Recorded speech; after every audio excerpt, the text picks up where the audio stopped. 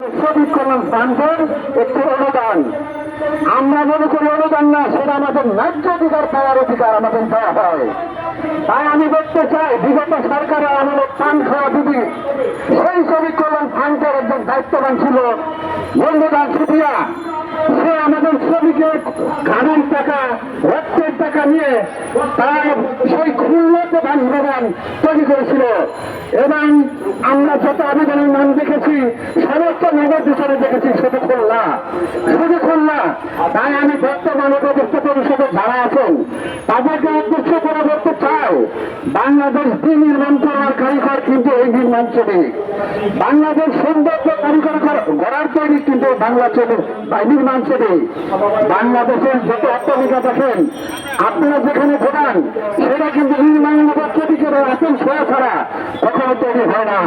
তাই আপনারা চিন্তা ভাবনা করবেন এই নির্মাণ শ্রমিকদের শ্রমিক কল্যাণ ফান্ডের ভর্তি নেই, যাতে প্রতি মাসে অন্তর একবার করা হয়।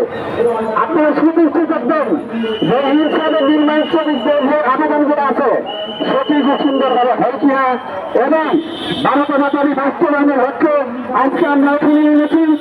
আজ ওদের ভবিষ্যতে আমরা আরো ব্যাপক আন্দোলন করবো যদি আমাদের দাবি আদায় না হয়। এই যদি আমরা আমার সংক্ষিপ্ত বক্তব্য শেষ করছি, দেখি আর মধ্যে এক হও এক হও। আমরা আন্দোলন